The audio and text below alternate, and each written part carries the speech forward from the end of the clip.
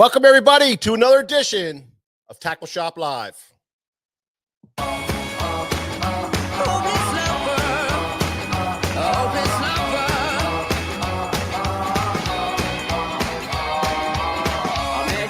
A sunny day, right there you took my breath away. Young and pretty, was it just? What's up, Galen Heathcote? How you doing, buddy? Joseph Cascarino, what is happening?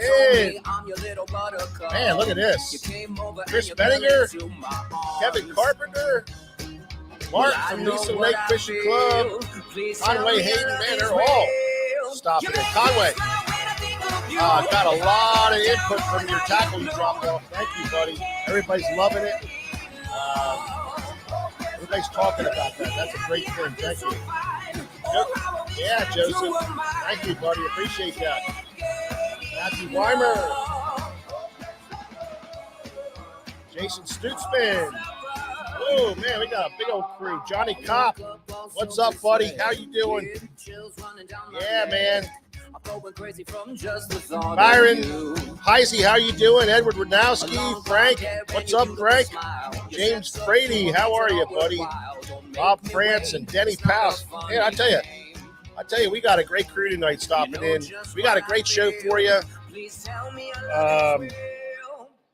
Nick and I and George just, fresh off of the Icast 2023 show. And we have a lot of stuff to talk about the Icast show. We're going to break it down, on some of the stuff that our takeaways from it. We're going to talk about, what we think was best to show for us. We're going to give you that a little later on. And, we're just going to go over what we thought about it, the whole show, and talk about some of these baits and some of this cool stuff that they came out with. And we, our take on what we thought were worthy talking about. Now, of course, we can't talk about everything because there was a lot of stuff. We had a lot of meetings and we had a lot of stuff going on, but we had some takeaways that we want to talk about. David Schottelmeyer, how are you, buddy? Steve McGargy, what's up, brother? Jake, what's happening, Jake? Yeah, Kevin, it was a great time. But, so we got a great show for you tonight. We went down to Icast and it was just a great time. So it's going to be a pretty cool show about that. Nick, how you doing, buddy? I'm doing great. And yeah. You know what I wanted to say too, Mike, is it was pretty cool because we went live a lot down there. Yeah. And a lot of our viewers and listeners, they got some great content, last week. We're still posting content. Yeah. We got a lot more content. Well, you guys start the show yet? Yeah, we did. Oh, yeah. Hold on, George. Yeah, we did. We did. You're late. Let me get signed up here. You're late. You're fired. Give me some. You're fired. Give me some what? Give me some ears. I gave you ears. That's perfect. What are you, second? How's that? That's great. Wait. You're glad to be here, people. There you go. Yeah, so go ahead, Nick. I didn't mean to cut you off there. Oh, no, I was just saying about, it was a lot of fun doing a lot of the lives down there. We had content that was rolling while we were down there, and we still got more content to unveil. Pretty cool. Yeah, for all you guys that don't really know what's going on with that down, at the Icast, you have to make these appointments. It's all about appointments. If you just cold walk into a booth, you just don't get the same attention as if you had a appointment. The appointments allow you to come in, shoot video, talk to the right people. And so we did a really good job with coming up with the right guys and talking to the right people and getting the information that we needed. Nick worked his butt off getting content. So, that was awesome. We got some great stuff from Jacob Wheeler that we're going to be releasing soon. He spent a lot of time with us discussing his products.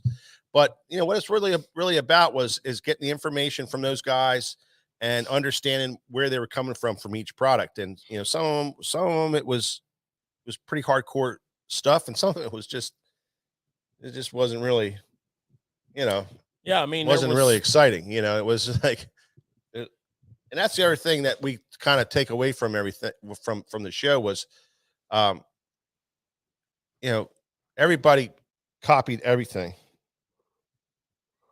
You know what seemed to be the most exciting, and who was the most exciting to interview or get their standpoint on the bait is people that actually had input in the baits. You know, they seem to be the most exciting to interview about that bait. Well, that's what I was kind of getting at. You know, there was debate. There was baits that you knew that they worked hard on. You know, and then there was just stuff that was just kind of, you know, copied off of such and such, or just a real fast take on whatever they were, you know, trying to copy. And there was a lot of copies going out there, and I guess it's hard to come up with new stuff, but There's only so many shapes. there is, and you know, some of the shapes they tweaked, they worked on. Some of the baits were like Nick said, the pros really had a lot of input on, and they worked hard on it. And some of the stuff was 2 years in the making, a year and a half into the making. You know, and some of it is necessary. So, and I'll give you an example. The missile baits chatterbait trailer that they brought out last year. You know, the pointy, I don't know what it's called. Which was a collaboration with Hog Farmer. Right. Okay. So the majority of the fishing community doesn't know what that bait is or doesn't know what that bait is about.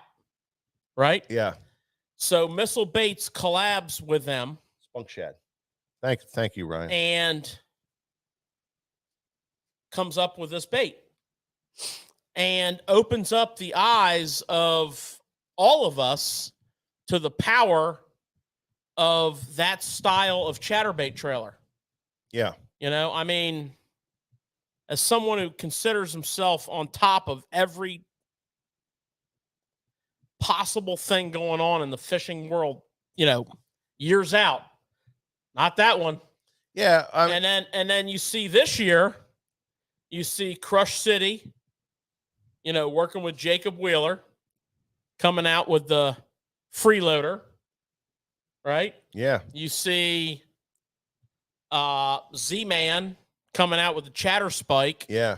And so what happens is, in that case, Hog Farmer had a great bait. It's just 90% of the world didn't know anything about it or what it's all about. Of course, the Missile Baits guys do because they're on the inside edge of the hardcore bassin world. Yeah, but you know, the missile kind of worked with Hog Farmer because Hog Farmer couldn't produce. That's what I'm saying. Yeah, the bait. That's what I'm saying. It's a collaboration. Yeah, and it's a collaboration. Yeah, but they it's a collaboration. Right. So theirs is they didn't change anything other than colors. Yeah, nobody said they changed anything. No, I know that. But what we're saying is they opened up 95% of the fishing public's eyes to this style of trailer. Yeah. Which what we're saying is no, I'm like talking about working copying with other companies and copying. Yeah, I'm talking about copying. Isn't always a bad thing. In this case, they worked with Hog Farmer.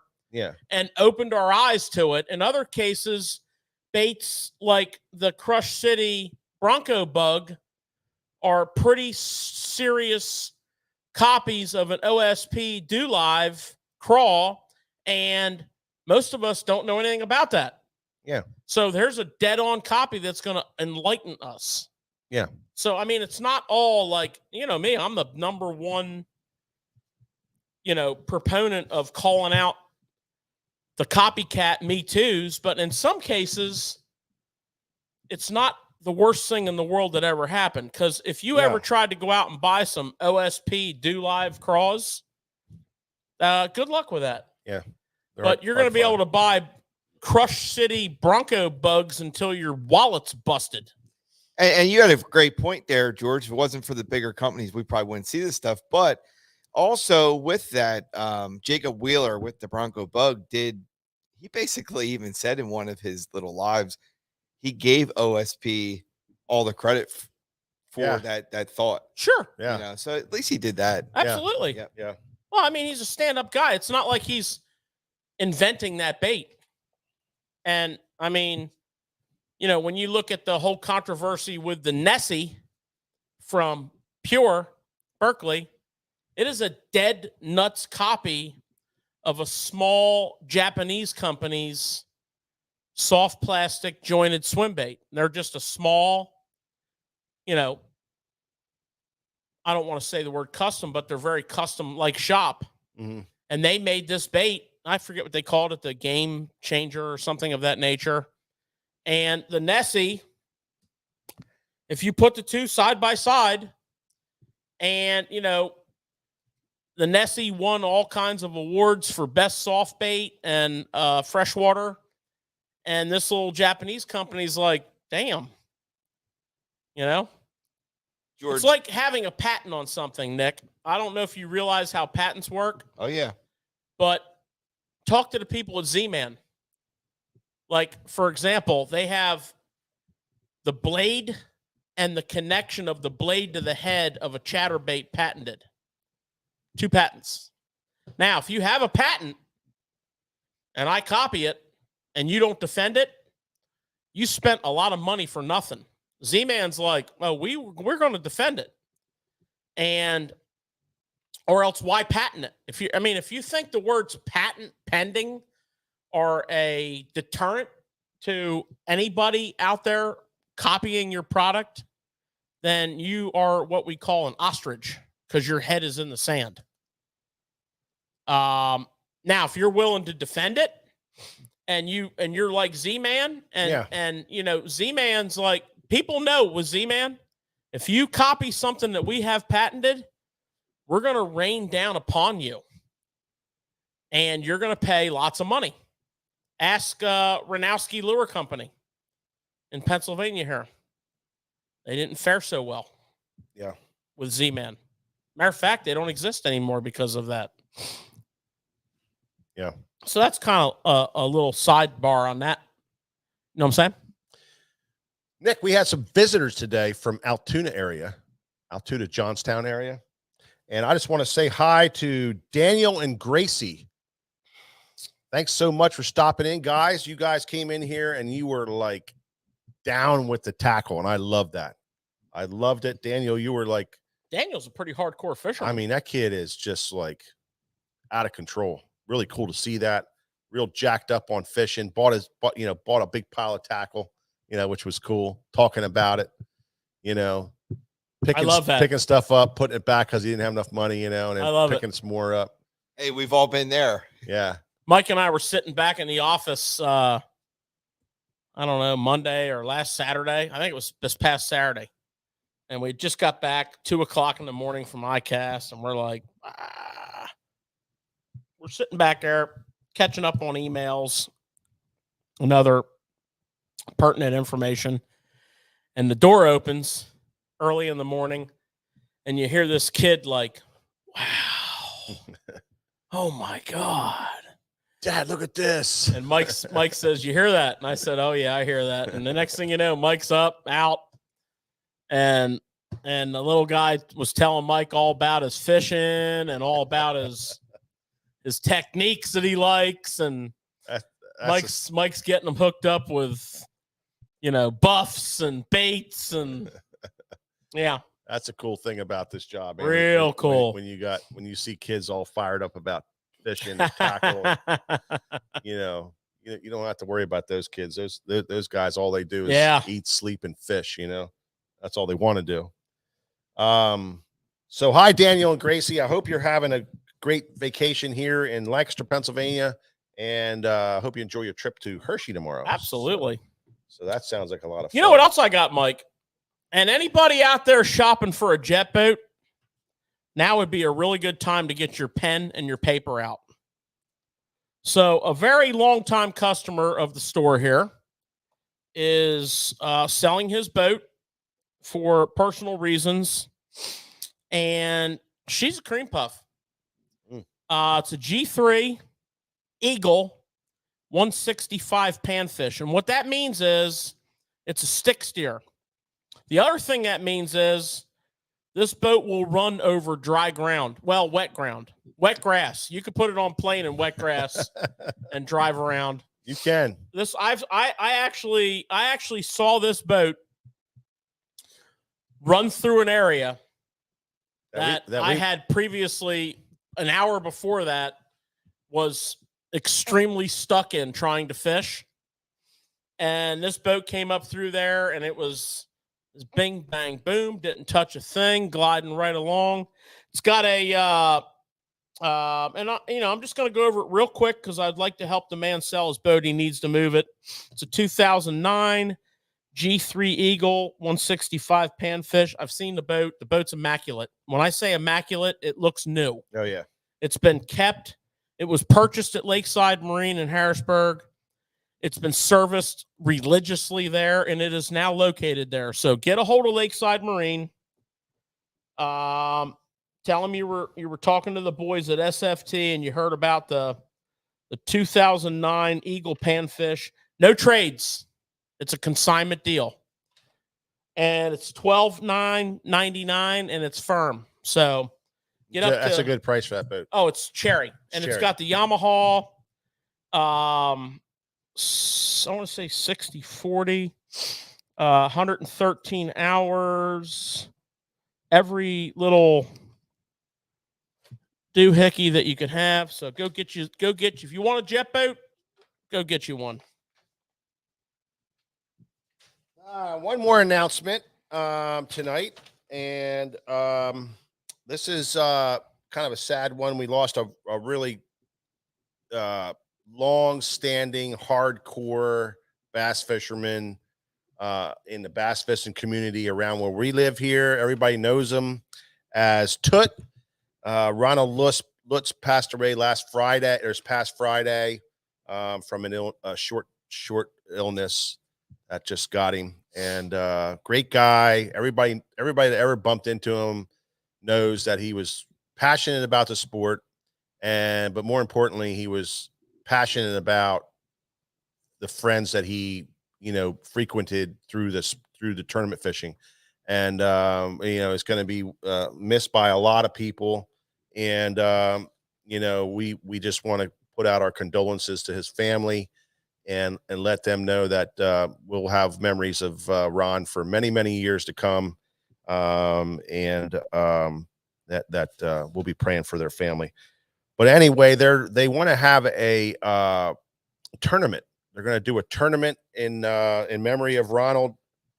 It may be a yearly thing because it's going to go to a charity of some sort that they're picking out. That Ron actually picked it out before he passed. He picked out a charity. He wanted to, all the proceeds to go to the charity. So we're going to do a tournament for him down on the Northeast Maryland on the Susquehanna Flats, and it's going to go August the 20th, 2023. Boat checks at 4:30 in the morning. Course blast off is at 6. You're going to have 50-50 drawings going on. There's going to be prizes. There's going to be raffle tickets available the morning of the tournament. And I think the entry fee, I'm not sure if they have it here, $100 entry fee. So it's just a good way to go and support and remember Toot for what he was in the fishing tournament in his name, because that's what he was. He was a hardcore fisherman, loved tournament fishing, loved hanging with tournament guys, loved everything about the whole tournament scene. And this is a great way for all of us to kind of go pay our respects, have a great tournament. It's going to be run by the guys from shoot, I forget the name of the club down there. Probably Bass Legends. Legends, yes. Bass Legends is gonna run that tournament with their, they do a great job. I'm gonna be there emceeing the tournament. So you're gonna be able to listen to me down there, and we're gonna have a good time. How'd you manage to weasel your way into that? I don't know. I said I wanted to celebrate Ron Blitz, so I'm going down and celebrate. Oh boy. Mike Acorn's going to celebrate this. It's the way I roll when things like this happen. I celebrate. you know, the person. I celebrate the passion. I celebrate their memories, and that's the way I roll. And so we're going to be there, backing it up. I'm sure George's going to fish a tournament. Of course. Probably Nick's going to roll in there and Come on fish. down and try to beat me and Nick. Yeah. So can't be done. If you need information, you can call me here at the store. I have a copy of applications here. You guys can get them here, or we're going to try to post this on Facebook and Instagram. Nick, What's the date on that? it is August the 20th. Yeah, August the 20th. So we'll have the information posted on our Facebook page tomorrow. And our, you know, I don't know if we'll get on Instagram, but anyway, we'll put it on Facebook and you'll be able to look at it there. But something you definitely want to consider. So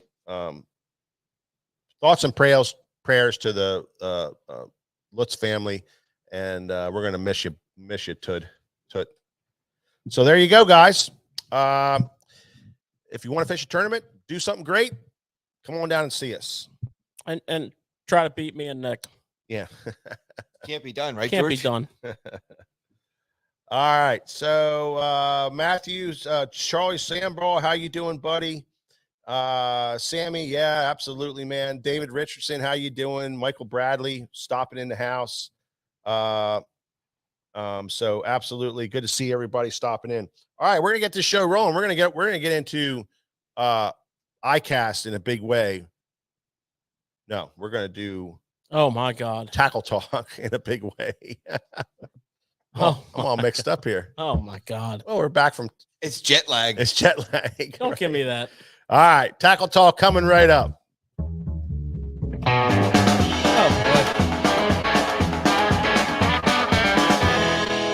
A lot going on, man. boy. I don't know what to tell you. A lot going on.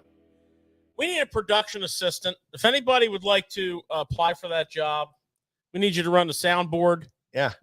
And And if you don't give a you're going shit to the way need a cattle prod. if you don't give a shit the way the show goes, just You're going to keep need hanging in. You're going to need a cattle prod to stimulate Mike Yeah. into making Tammy, thank the you. right decisions. See, I got my peeps. I got my peeps that stick up for me, George. So it doesn't matter what you say. It does. My peeps, matters. my Hey, peeps, listen. my peeps will cover me. You got all the buttons, all the power, and you're like, I don't know. We're just going to start talking here, and we'll see what comes out of our That's right. mouths. That's right. And that's why Tackle Shop Live. It's a live show. You never know what you're going to get. You have to admit, Yeah. either you first tuned in or you've been a long-term viewer, it is raw. Raw. It's live. It is not edited. It's It's not not. pre-filmed. We don't have big giant schedules and stuff. We just kind of pencil stuff in like 5 minutes before Well, we start. perfect example was last week when Steve Kennedy just happened to be at the wrong spot at the wrong time. You know what? That was wrong what you guys did to him. Not at all. Not at all. That man just finished up a long day at work, and the next thing you know, you are Attacking him. yes, I basically. attacked him. Basically, Hey, he Mike, should have Mike. left on time. You couldn't let go. Hell no. he's sitting there talking. I "Oh, thanked yeah, him. He was You awesome. guys are reliving the past, and oh, by the way, Steve, you're on live. Are we on live? You're on live. Oh my God. Don't say nothing, he says. We talked about the chrome and blue on that show, didn't we, Nick? Yeah, absolutely. Yeah, and it's funny because how many years ago was that? It's And 2007. I feel like it was a secret. Just came Yeah, out. I know. It's 2007. Yeah. Well, don't dwell on the chrome and blue. That was funny, man. That was hysterical. All right. All So right, here we go, George. What do you got for us with some tackle talk? I got some cool stuff. Yeah. You know, we had this in our back pocket for a little bit. You know, we didn't have time to properly present it because of other products that we were processing, if you will. The Yamatanuki 2.5. Yeah, that thing is so cool. Isn't it? Now, That is so badass. what I want to show you is I have one rigged up here on a BKK Ned head that has a 1.0 hook, just to give you an idea of size. I mean, look how perfect that hook fits at. That's perfect. And I got news for you, people. It's perfect. We got a notch in both sides. So, our hook gap is not as gobbled up as one might think. Yeah, that's cool. So, I mean, Nick, Ned rig, up to 3/8 ounce. I mean, this is a goby imitator. When we go up north and fish the river and Lake Ontario and we're in 35 foot of water and current and the wind's blowing and we have to fish a 3/8 ounce Ned head. And that is an 1/8 ounce Ned head. You could take this down to a 1/10 ounce Ned head. I mean, this thing has full range of versatility there. How about Texas rigging? How about weightless? Because it's a high density bait. How about shallow water, sight fishing, weightless? You see those cruisers in the summer that are up there in the dirt. Yeah. Skip it up in there. Sounds just like the $6 million man running. That's the 2.5-inch Yamatanuki. How many people do you think actually know what the hell that is? The $6 million man. Hey, George, maybe you said it. I know the other one, the bigger version, 3.5. Weighs pretty good. I want to say if we said it was 3/8.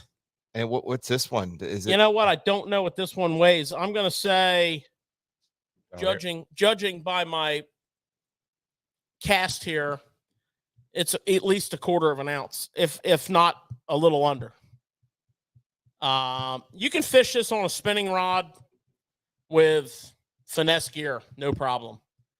And you know what? It's a lot smaller all the way around than you might think. If you purchased any 3.5s, that's a big piece that's a bone-in ribeye. Yeah. This is a petite fillet. So check them out. Yamatanuki 2.5. Very nice. Very nice.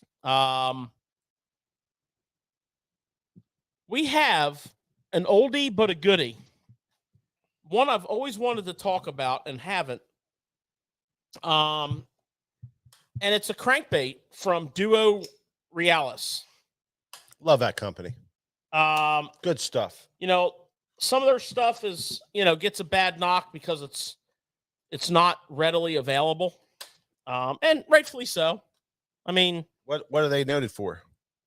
Being out of stock on stuff. Oh, you mean bait wise?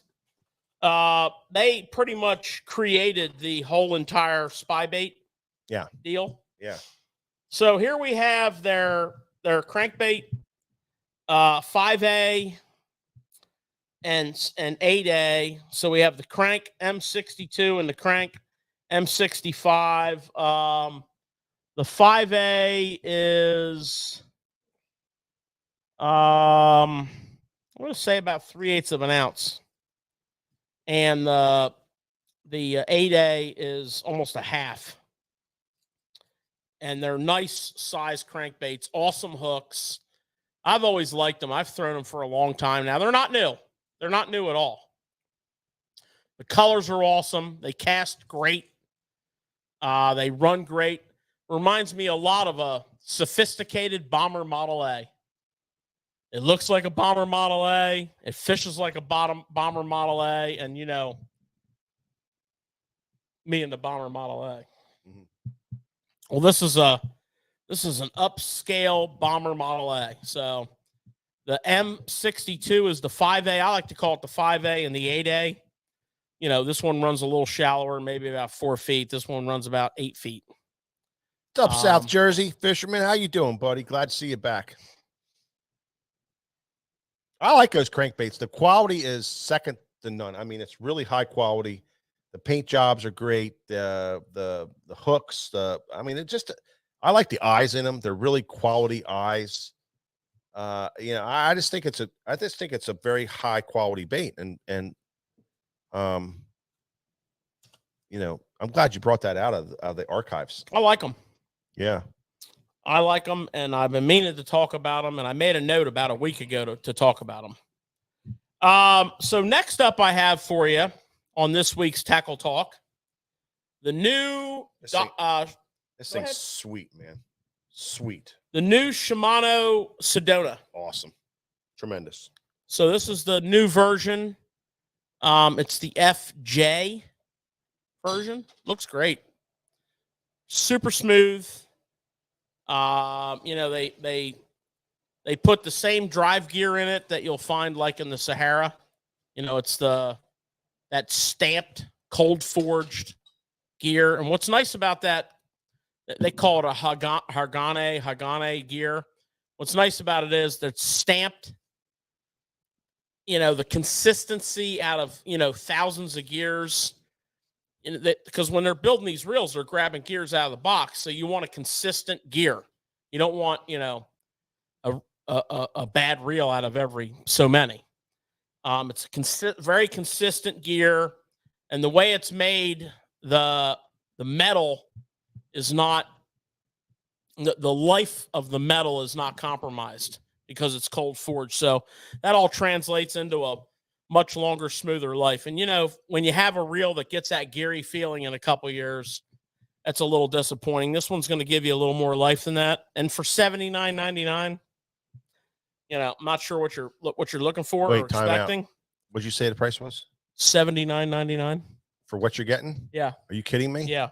Probably one of the best buys on the market. And we got guys that bring those in that are, the older models that have been around for 7, 8, 9, 10 years, and they feel great. Yeah, they're a little rough, but great. And they're no comparison to this. Yeah, no.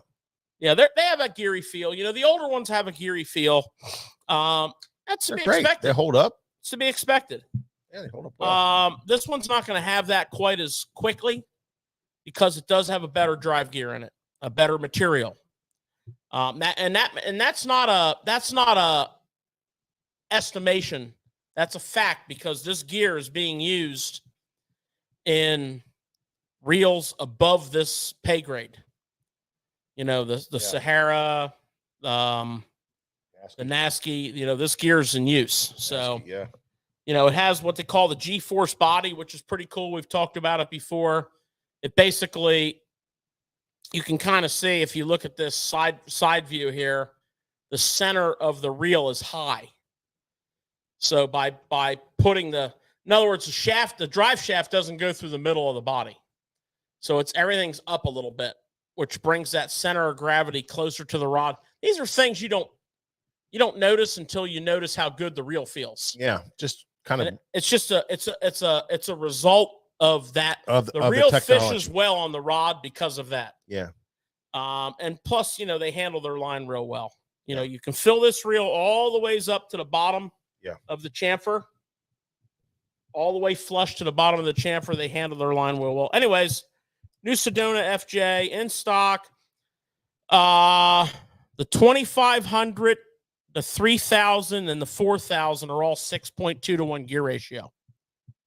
So that's 29 to 32 inches of line per crank. That's what we want as jig fishermen. When you're up here, you get that tick, you can pick that slack up real quick, get that hook set. Bam. You set the hook. Smash them, Nick. You can get back in front of yourself real quick with that higher gear ratio, that faster retrieve. There's also a little 500 trout size, a little 1,000 trout size.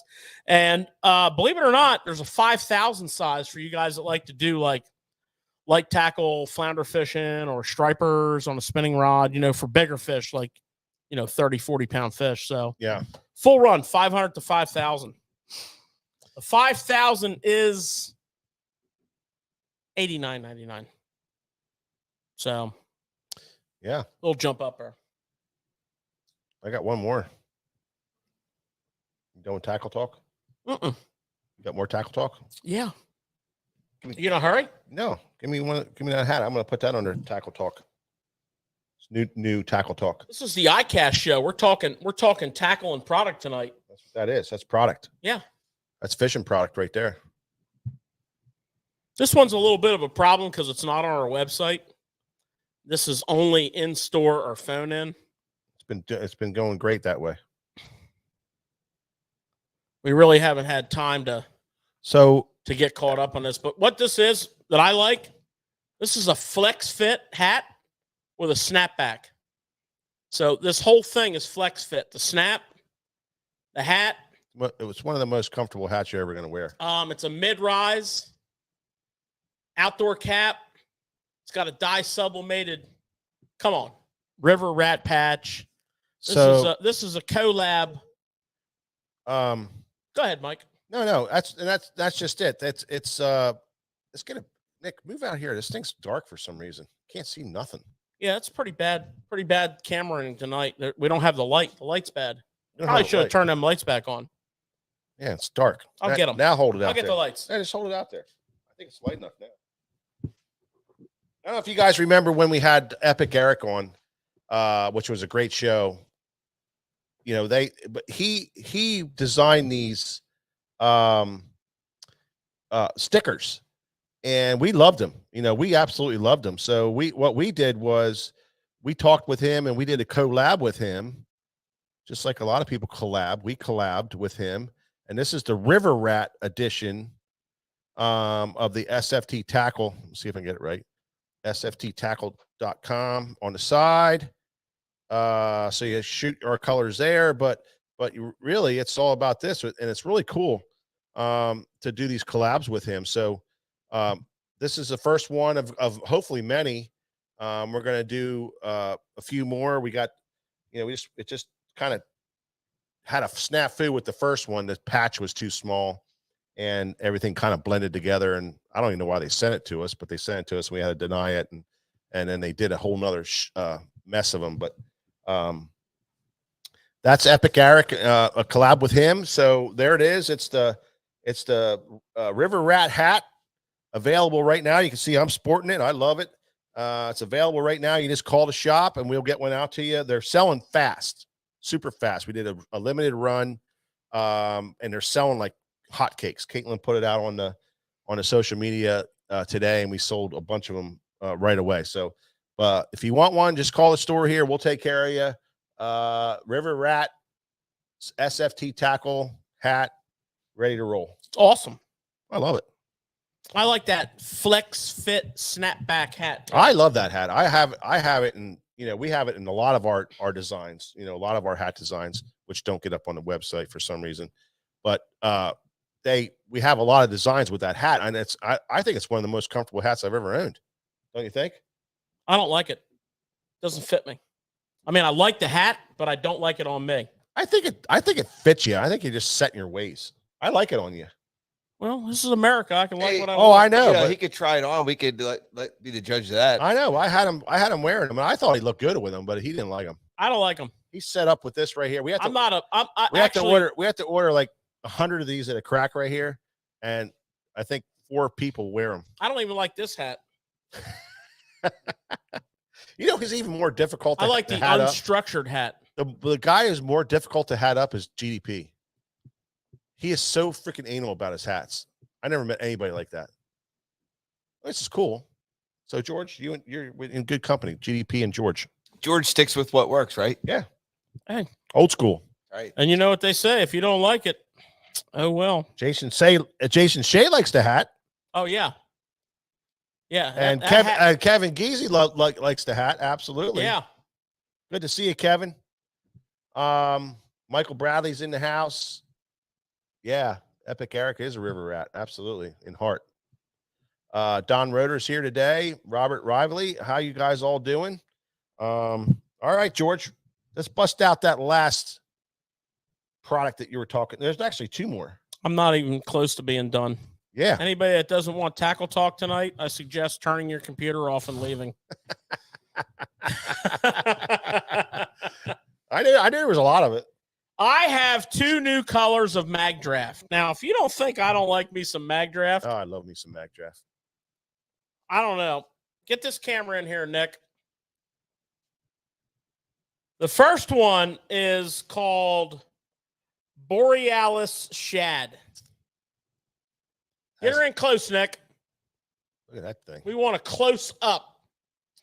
This is basically the best way I can describe this to you. Looks like a river shiner. This is a pro blue with an olive back.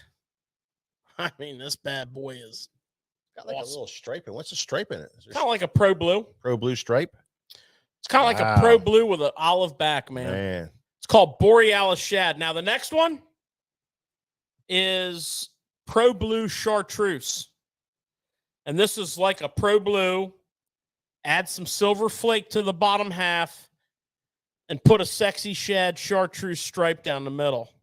I mean, come on. Love that. I mean, come on with it. That's 100% right there. Look at that. You know what? You know what, George? You don't even need hooks on this. That's how good they are. This is the 6-inch mag draft. Yeah. This is the bomb right here. That's right. That's These right. two colors, we've had them for a little while, but these two colors are awesome. We're keeping them secret. Borealis Shad and Pro Blue Chartreuse. What's up? Very, very excited. What's up, Charlie Esterly? Good to see you, buddy. Jake wants to know if there's any intel when the 5-inch mag drafts are going to be in stock. Not in your lifetime, Jake. I hope if you're a young man, possibly, but if you're flirting with retirement age, it's probably not going to happen. I'll tell you what, Jake, you'd be a lot better off going over to Japan and finding some, because I don't see them bringing them back here. They can't make enough. We've been browbeating those guys. We've been browbeating those guys on that, and it's not. I'll tell you something else. Not going well. I'll tell you something else. 90% of the time, any fish that eats the 5-inch would have ate the 6-inch. Yeah, but Try that on for size. Yeah, but Just saying. Jeff Reed, I agree with you.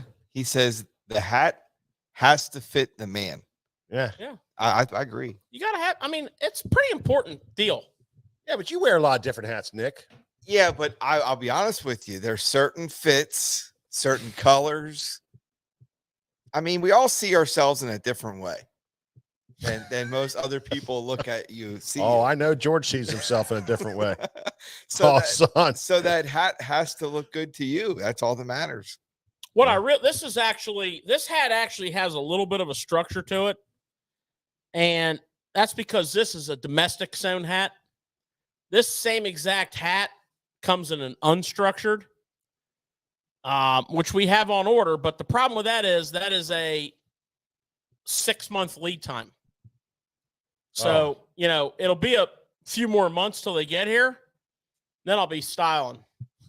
I'll be looking right. Now, I got to ask you guys. He'll put it on and you won't be able to tell the difference. Were you guys trucker style hats? Absolutely. Were you? Absolutely. I got pictures, man, with some big giant trucker high rises that used to say I like red man on them. I like the old foamers. Yeah, that's what I'm saying. Big trucker foamers with the red man logos on them. And listen, Nick, I saw a guy. Next time we go fishing and you're over to the house, when we get back from fishing, you remind me, and I will take you up into the archive museum. The archives. He has and archives. He has some back when I was hats. fishing. You want to talk about hats? You got a million of them. Every one of your sponsors wants you to have a hat on, fresh. So you get like a sleeve of everything a couple times a year. Dude, I got me some hats. And next year, if I can remember it. He's got the vest too, Nick. Next year, if I can remember it on the classic show, I'm going to be in full attire. Yeah, the vest, the button-down shirt. And the only thing he doesn't have, which we wanted to do always, was the one-piece jumper. I still want to do that. I think we should bring it back. We should make those up and we should go fish a tournament with those on. George, that could be our tournament suit. Hey, I could definitely get into that. One of the things that our show is known for is our stories from back in the day, because we go back in the day. We do go back in the day. So, geez, baby. I was doing a show back, I'm talking for you young guys that are on the channel here. You might find this hard to believe, but there used to not be an internet or a cell phone. Yeah. And this was back in those days. And I was in Hampton Roads, Virginia, and this guy was heavily promoting this bass show. Yeah. And he was a pretty good promoter. Yeah, he was. I'll tell you how good he was. He got me reeled in. Yeah. And that particular weekend, we had 2 shows going on. So I was such a staunch proponent for this show that, you know, the You boys had to go. the boys at SFT backed me up, and we built a second booth. Yeah. And we went down and set it up, and the show sucked. But anyways, we're standing at our booth, right? Oh man, We're standing at our booth, and I'll tell you, for those of you who take this the wrong way and you think I'm like making fun of somebody, I'm not. You're not. I am recognizing greatness here. It really he and I can attest to that. I am recognizing greatness, this and I moved actually him to a point where he talks about this all the time. And I want you guys to focus here because I'm going to tell this story, and then I have a quick follow up that's going to blow your freaking mind. This was 1990. I'm going to say a little later than that. I'm going to say like 96, 97. January, Hampton Roads, Virginia. Yep. Not a good show. First day one of the show. Yep. And then I look down the aisle. I go like this. The old snap routine. And here comes. And I hope some of these guys are watching tonight. Here comes the Peanut City Bassmasters. And I'm telling you right now, this is I wish I was there, man. This story is all about respect. I was like, yeah. Well, get to it, so people, because they're dying. They're dying here. My boys had, remember the old polyester Ranger shirts, the golf shirt polyester. They had the red with the white collar. And do you remember the old bell bottoms back in the day when Rick Clunn and Ricky Green were on the Skeeter Starfire team, and they had the polyester bell bottoms, red, and then the polyester jacket. And some of you may still wear one when you go out on your bowling night, and if you do, that's cool. Yeah, you know, love those jackets. Red, and then down the legs on both sides in white, it said Peanut City Bassmasters. And I'm like, son of a bitch. This is the greatest thing I ever seen in my life. There's like 9 of them coming up the aisle.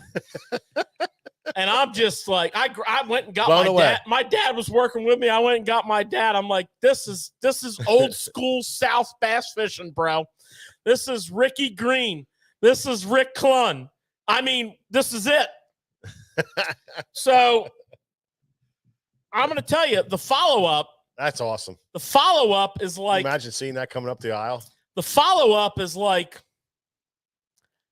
6-7 years ago. We're out of town working a show somewhere, and I'm paging through the paper in the morning, waiting to go to the show. And I'm reading this guy's obituary because it said something about bass fishing. And in his obituary, it said he was a lifetime, long-term member of the Peanut City Bassmasters. And I freaking lost it, dude. I was like, are you kidding me? Man. So that was my story. And I hope somebody from the Peanut City Bassmasters heard this and got a good remembrence out of that. If we can find one, send some pictures. We got to get one to show up to the shop one day. We got to get some pictures, bro. I'm telling you, that's badass. All you got to do is go. Can you imagine that in slow motion, walking up through there, you know, the walk with the bell bottoms. Hey, all you got to do is go back. I love that. Into like your old Bassmasters and look at the Skeeter team. Yeah, with Rick Clunn. Yeah, and Tommy. I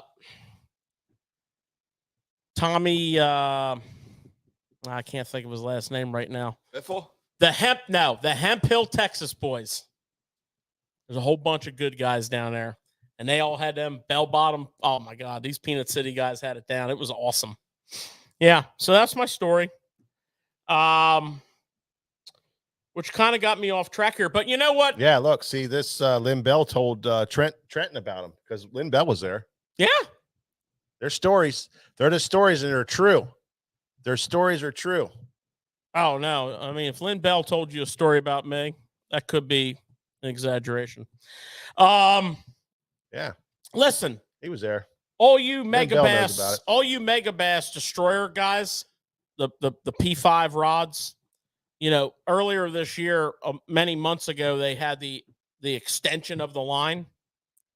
They did a Jungle 7. They did a Flissa, an Addermine, a Deimos, a Javelin, an FMJ, a BMG, a Mark 56, and a Pop Stick BFS. Well, they're all in stock.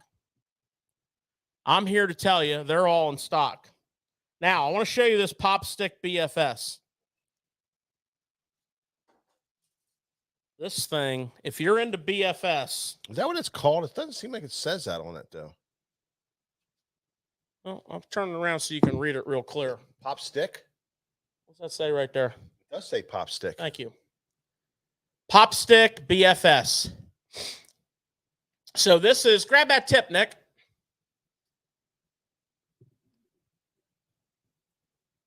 This is a true blue BFS rod. Now, keep that in mind, because next week on Tackle Talk, we are going to blow your minds with BFS. We're going to go in on deep dive on BFS baits. Get the BFS out of here, George. Mega Bass is launching a whole BFS line. We're going to have the whole damn thing here. We're going to go over the rods. You're full of BFS, man. Yeah. So there's that, all the ways up to the big boys.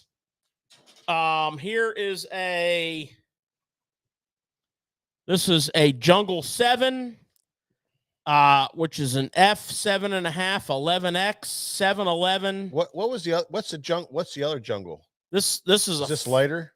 This is a flipping stick, pitching stick, Alabama rigging rod. I mean, this is it's got a nice tip on it. Yeah. Nice rod. 8-footer, but with the handle comes off. So for transportation and shoving it in your rod locker. I put it together. I know. Okay. Mm-hmm. Why don't you trust me when I say something like that? So zero trust. You see that, Nick? Extension of that P5 line, which half these rods never came in. The spinning rod Felissa, I think it's called. Felissa is a phenomenal drop shot rod. It's got a little. It's kind of. I think like there's some other stuff. It's a really good drop shot. It's long. It's 7.5. Long spinning rod. Yeah. Yep. Perfect for that. So they're in, and that concludes this week's Tackle Talk. Wow. How about a sounder? It's a great Tackle Talk. I thought you did a great job. I was hoping for a little bit of that music. That's why we need a production assistant.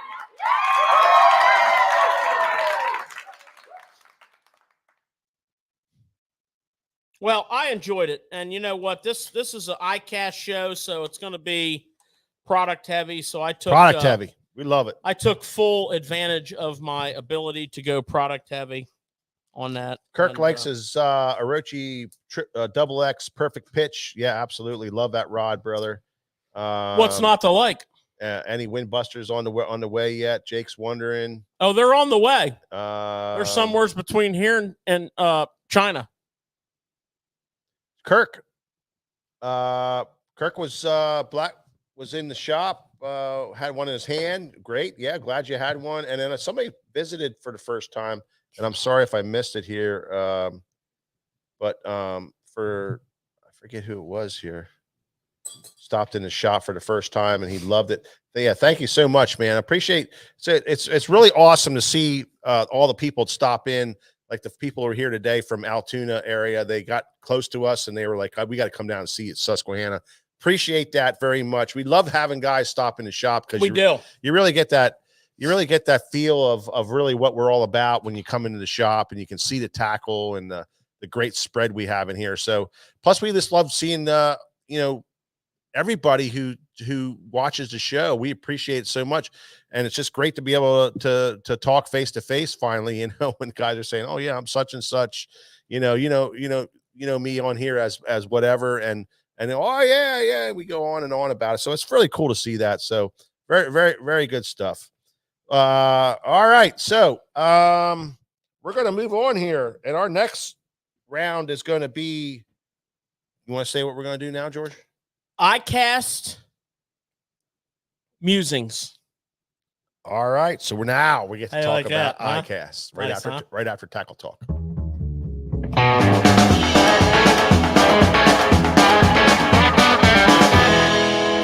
You know, Did those you say musings? musings. You know, those pauses in between segments Yeah. are perfect times to run commercials. We need a sales guy too.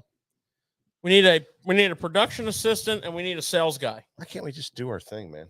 Well, you know, you don't have to be all professional about. I'd all like this. some commercials in here. You know what I'm saying? Brother needs some little Charles walking Daughtry. around money. Charles, did you make it back to New Jersey? He made it all the ways up to Maine. Charles wants to break down the steaks and the meals at that we had. I don't think we should bring that up because it's going to ruin people's appetites. I'm telling you right now, Charles, and you know very, very well how we fared eating, but I'm telling you, the meals that we had were incredible. Nick? Well, he's concerned about someone ordering their steaks well done. Yeah, medium well. Let's be exact.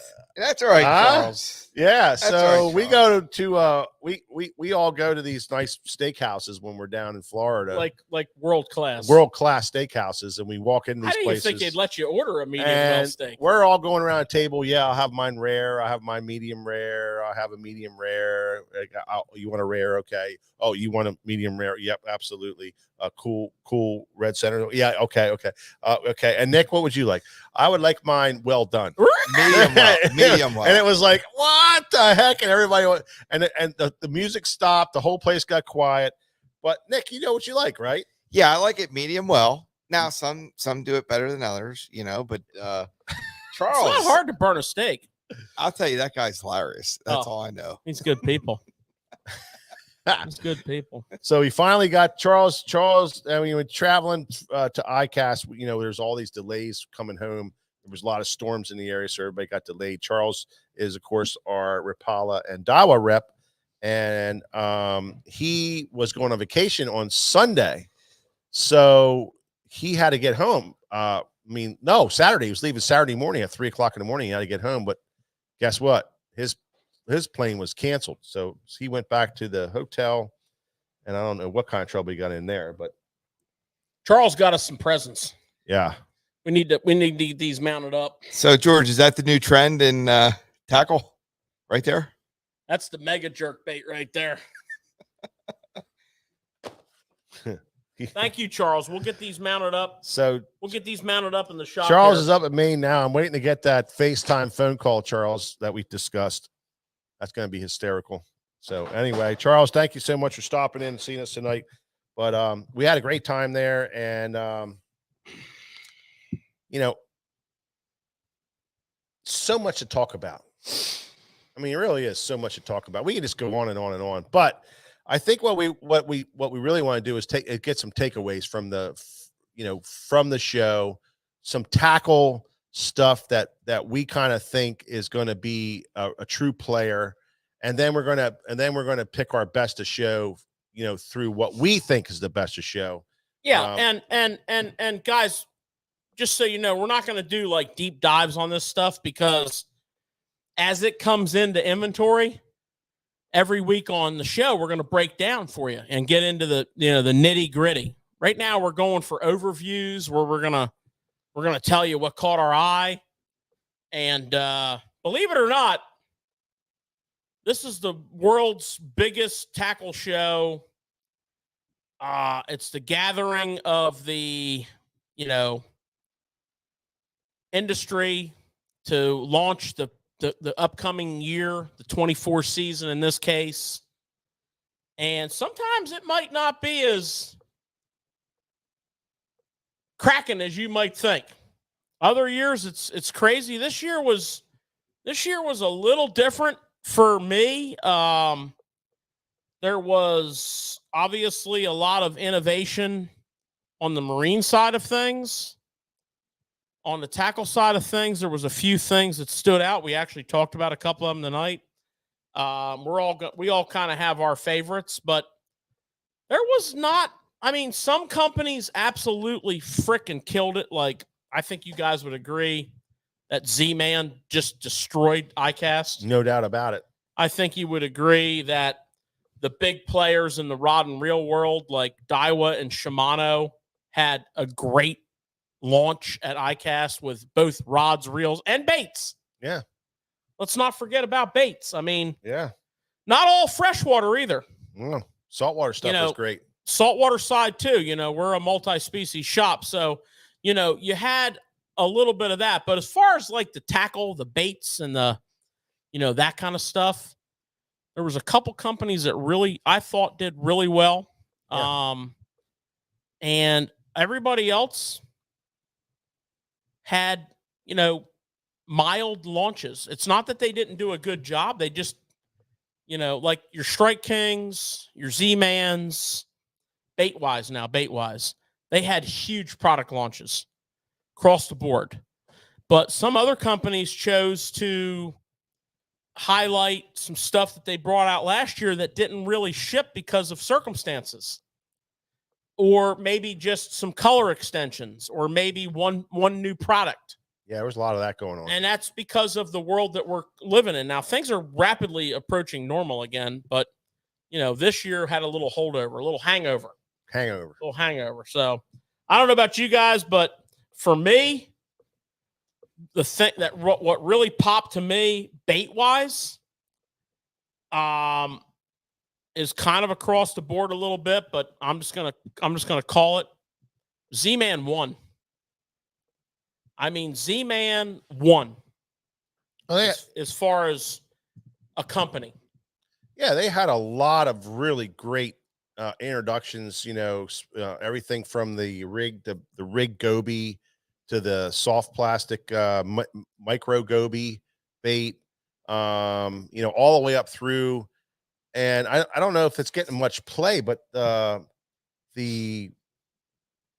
thing that they use for putting a rattle in the plastic, the rattle system is really going to be a big player. Well, and to go off what George is saying is, we all know that Z-Man has their Elastec, and Elastec is great, but it also does give the angler some drawbacks to big problems things you can't do. Yeah. What I like about Z-Man is some of the things they came out with. They're like, hey, we're listening to the anglers. We got to come out with solutions. You got to give companies props for things like that. I think that's cool. I think they absolutely did a great job, especially with that rattle. The rattle, it was a problem. Can't get a rattle in the dang things. I'll give you a perfect example. It was great. They have a bait they brought out a few years ago. It's called the Goat Toad.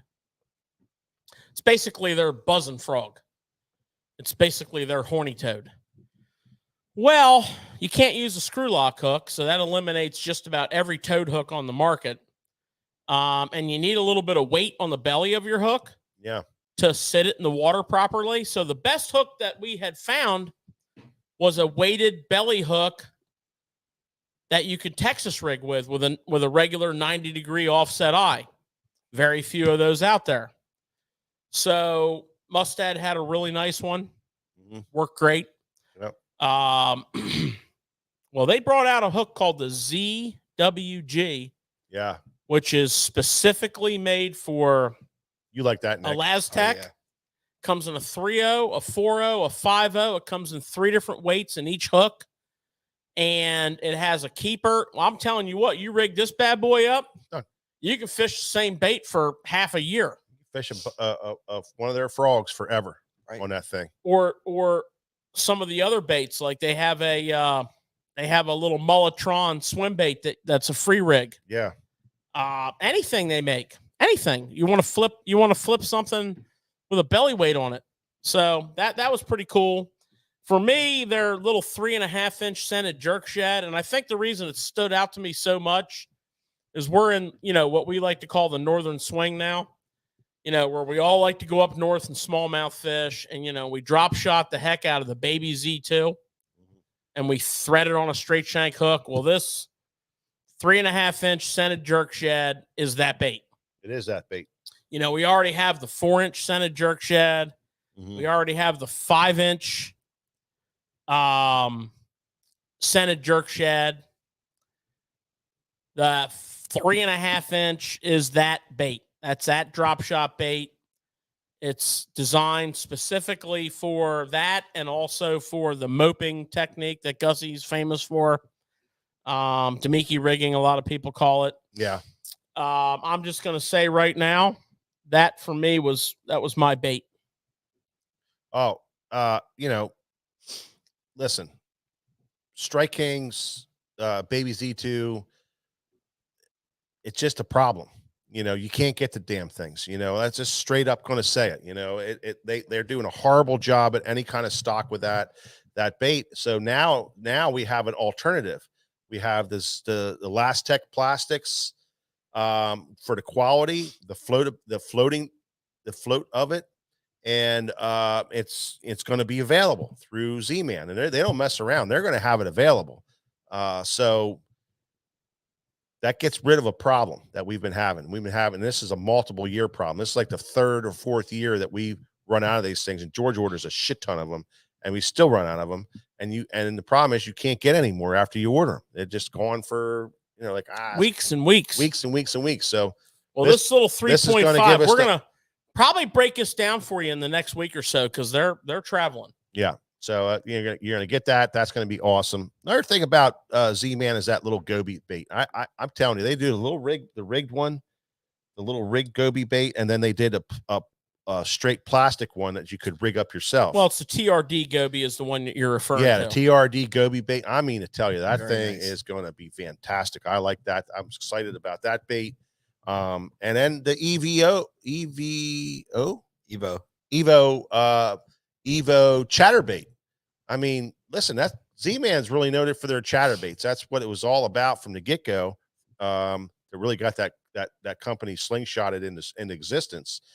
Well, they took the Elite series and they said, okay, we're gonna upgrade this. We're gonna update it. We're gonna bring some stuff out in it. So they changed it up. They spruced it up. They got a glitter blade on them now, which is awesome. Colors, the hook. I think the hook and the keeper was all redone too, George. It's a custom bait. It's a custom designed bait, and it's taking the place of the Elite series. So that's kind of going away. This is kind of popping in there, but great colors, great addition. That's a big thing. It's a great addition to the lineup of what they have already, and it's basically a jackhammer. Right. Is what they were saying. It's basically a jackhammer. Felt like a jackhammer when I was reeling it in. Yeah. $10 jackhammer. That copper blade was pretty cool, George. I like the copper blade. Copper blade was badass. So additions and colors and blades and configurations. So you're telling me that all three of us picked Z-Man as our best of show company for bait? I wouldn't say best of show company, but just the overall winner in really. And I said this before. It wasn't so much a copy. It was just doing things that were necessary and needed. And, I think they just did a great job at a well-rounded output of tackle that everybody was like, yes, we need that, They're very impressive. And George hit the nail on the head. I do think they won. I agree with you, George. And I think your aisle proves that.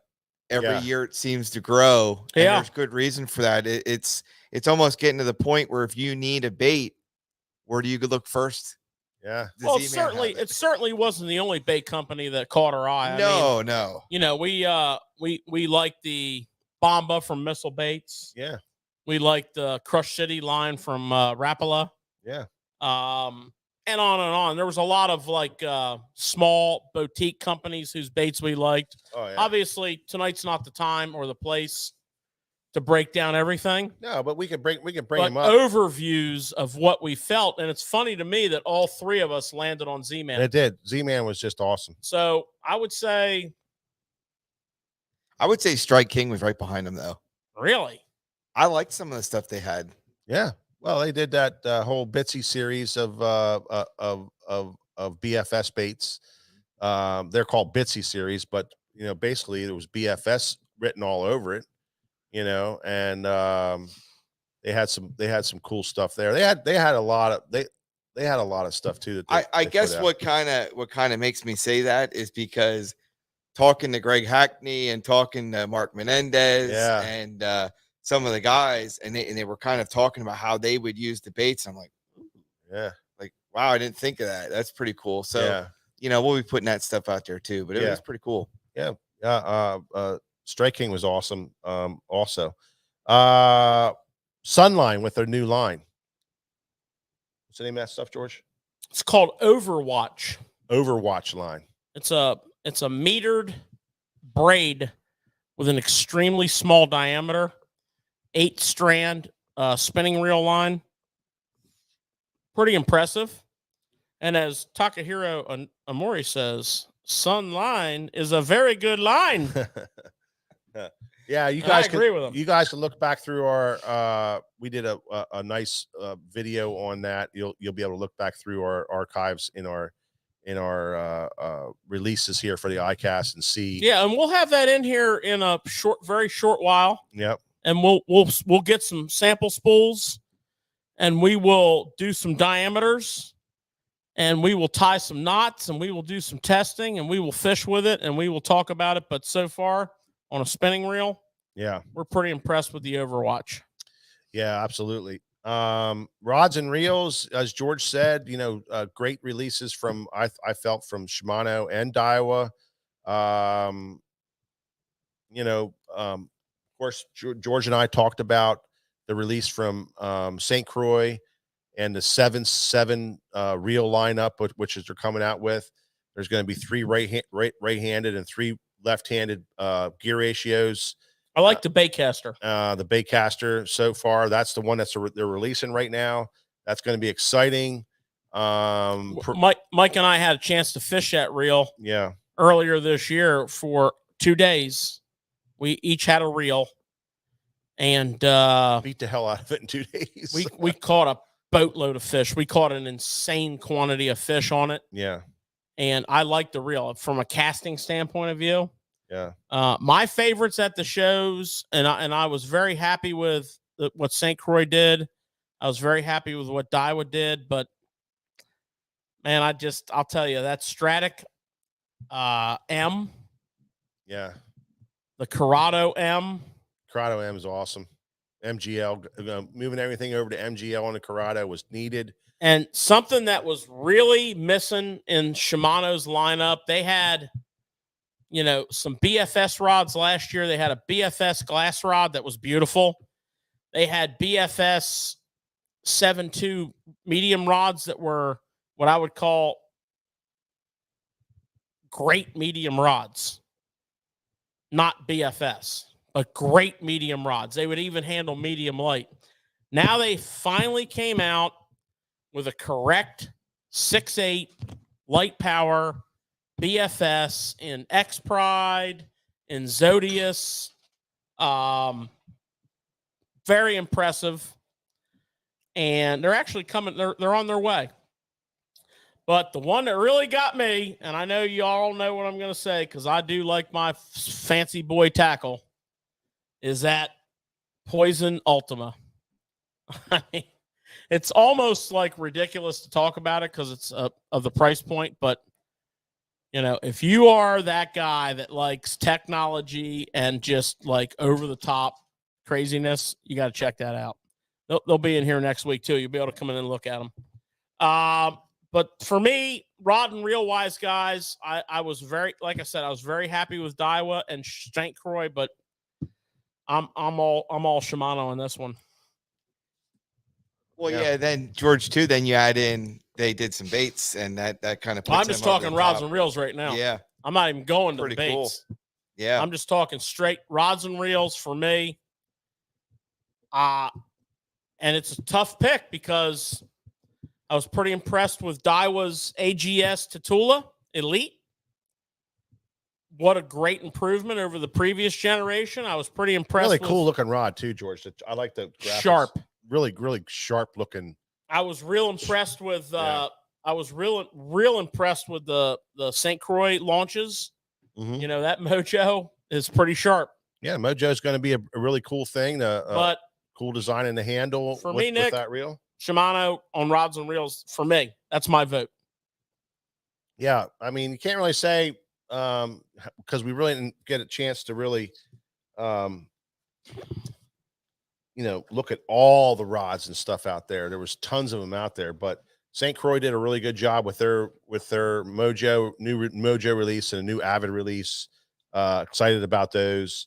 Shimano, of course. I mean, everything from the new Poison, whatever the heck that thing's called, that high end Poison rod, all the way down through with their releases and a BFS. And I think the big thing is on all this, every company was the BFS.